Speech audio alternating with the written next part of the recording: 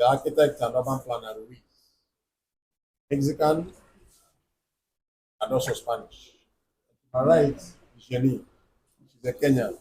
They both work for the UN Habitat, and they are the lead team working on the master plan of our bank. And part of what we are doing today fits into that. So, ladies of the place on press, you can get details of their name and their position and what they're doing. But in response to your question, I will let Zokoba address that issue.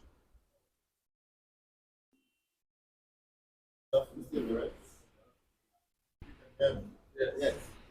When our officers go on routine inspection or what we call development, and they get to the site where construction is going on, give them man stop work. It does not mean that that work will no longer continue or that the work will continue.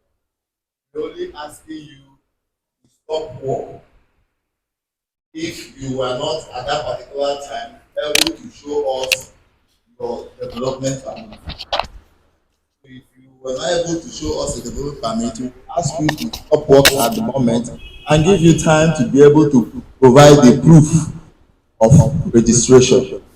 Probably 7 days to provide that. If you are able to provide that, definitely your work. So some people can just see it and then I'll assume that probably because work is still continuing, that something wrong has happened. Not like that.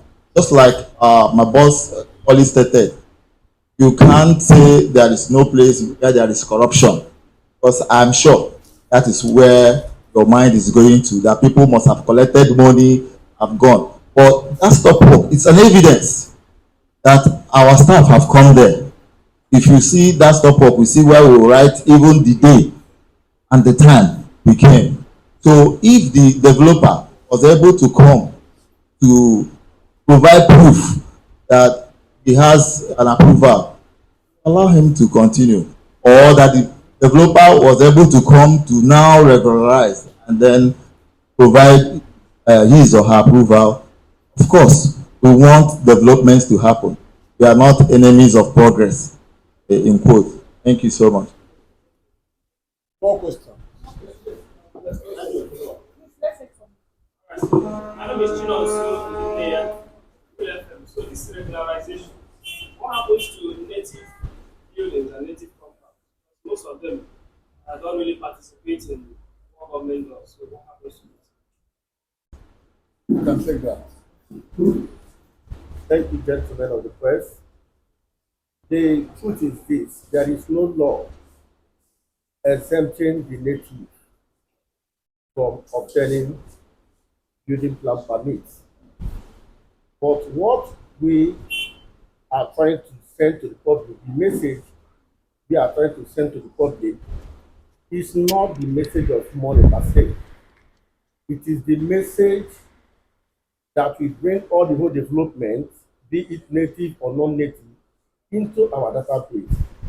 Why most developers from native settlements shy away from coming to get their permit is because of the fees that are involved.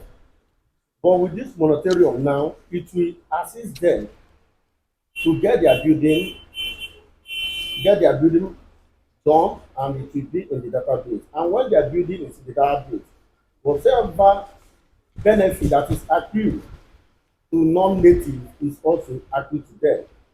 And you may also wish to ask me, are they supposed to have a landed a landed title document? Yes, they can approach their exits. They can approach their exits. When their exits attest on their behalf by doing a letter to us to let us know that this Mr. A and B are my subject, and as such, you can assist them in getting their building plan sorted out. I think we'll be able to do that and we'll get it right. So know it that there is no law that can send the native from obtaining permits. Thank you. Okay, go ahead. Can I ask something to Yes. Go ahead. that? In addition to what my colleague has explained, why you need to obtain that permit even for native compound. There's a way you build your house becomes important to you. You get it. There's something called natural light and ventilation. If you build a house that is dark in the daytime, it becomes a problem. I tell people, if you build a house that is not well lighted, it can cause children to go blind at night. You can ask your daughter this question: what happens to a son who is living in a house that is not well lit? I've entered a house somewhere in the daytime, you need light. But we try to organize it as a social light in the daytime, natural light will save you from electricity. Get it? And with well lighted house, then your health is guaranteed.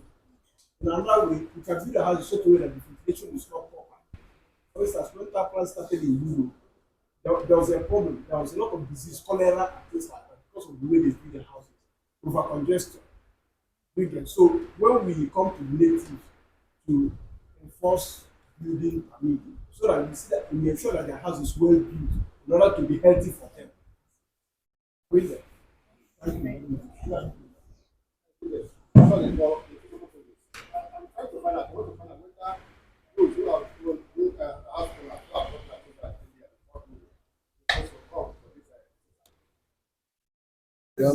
thank you. He had asked that question, and the answer is yes. You can come to revalidate your land, but you will not pay any money.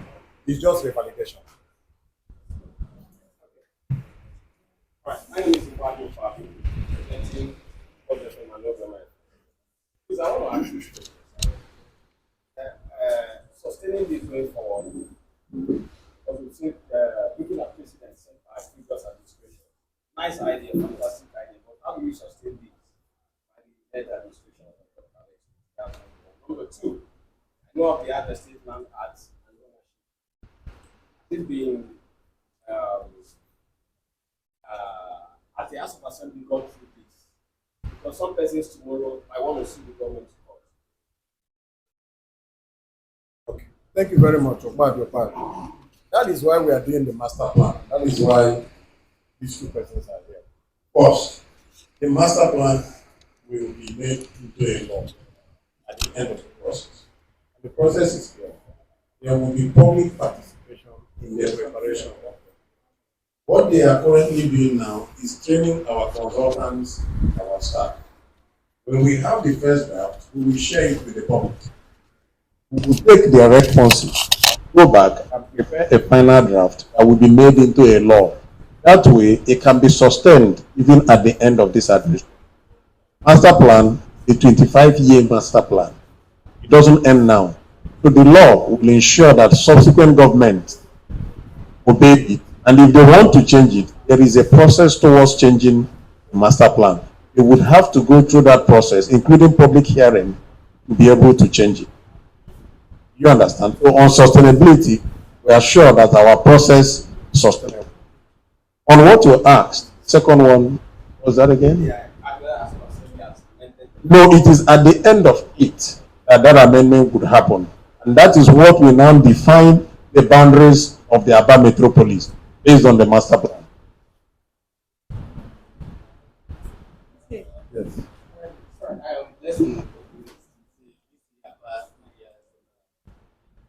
Lesson. I have discovered That many developers that government, and my question is you give what people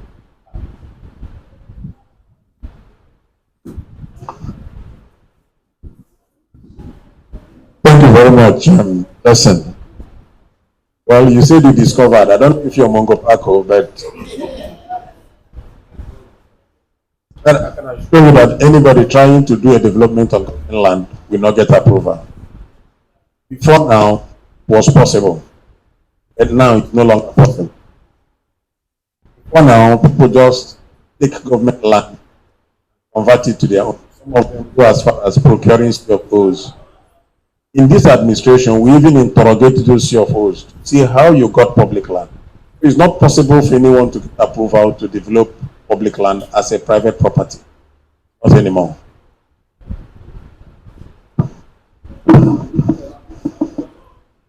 Any more questions? Yes. Issues before, and if any building is blocking public channel where drainage is, and for your information, the master plan also has a drainage master plan for Aba that will guide drainage in Aba for the next 25 years. And part of that plan also includes draining the infamous Ifobara, and work is going to start there very soon. Pond will be drained. So if any structure, building, church, mosque, or market is blocking public drainage channel, and be sure it will be removed. We have the mandate so to do. Jude, Magic FM.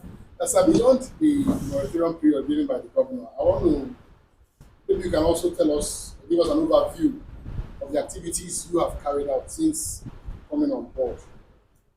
We just gathering here for the sake of this, or you've been doing things that maybe the people do not even know about. It's an opportunity for you to shed some light on the things you've done so far. Since you've been on board. We will end with that, but let's deal with the question first. Do we have more questions?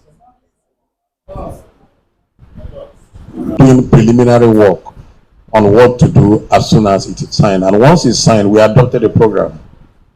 First, the overarching objective is to expand, to create a master plan of Aba that allows the city to grow in an organized manner. It may shock you to understand that there's no master plan in Aba. So we're not working on an existing thing, and that has made our job a lot more difficult. But having said that, we decided to adopt a strategy that ensures that we start from repairing the city that we made, consolidating the city that we made, and then expanding. Before this year on year from 2002 going back, you will agree with me that properties ranging in the billions are lost, flooding every year. I'm sure you didn't witness any this year, did you? That is also because of the works that Gada has done. Didn't witness any. Usually, area that will be buried in flood. A lot of people will cry. The losses are usually between 2 and 4 billion per annum. That's a huge loss to the city. That is part of the work that Gada has done. And that is part of what we say is repairing the city. You're trying to repair the city that exists before you consolidate on it and then expand it. So the idea is, we are not here to reject what was, because we want to create what is.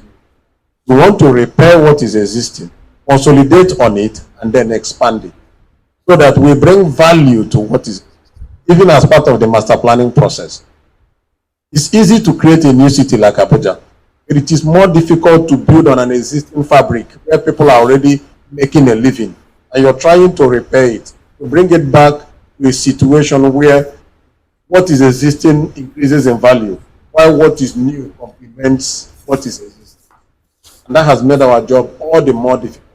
So at this point, we are trying to repair the city that we made, bring it up to standard. If you are walking on Abowe Road, you notice that we are building bus stops now. In a few weeks, you see the CNG buses. That never happened in this. We are going to create bus corridors. So if you are going from, for instance, Abowe Road to Obo Road, you know you're on bus line red. If you're going to Port Harcourt Road, it will be the blue bus. If you're coming from area, it will be color coded, so that you can start living in what other people have enjoyed in other cities. Those are part of our mandate. Recently also, His Excellency came to flag off a plan. So we are trying to acquire what is existing, make it more resilient, and in the process also expand it while increasing the value of what is existing. So those are basically some of the things we have done to and what we plan to do. Thank you.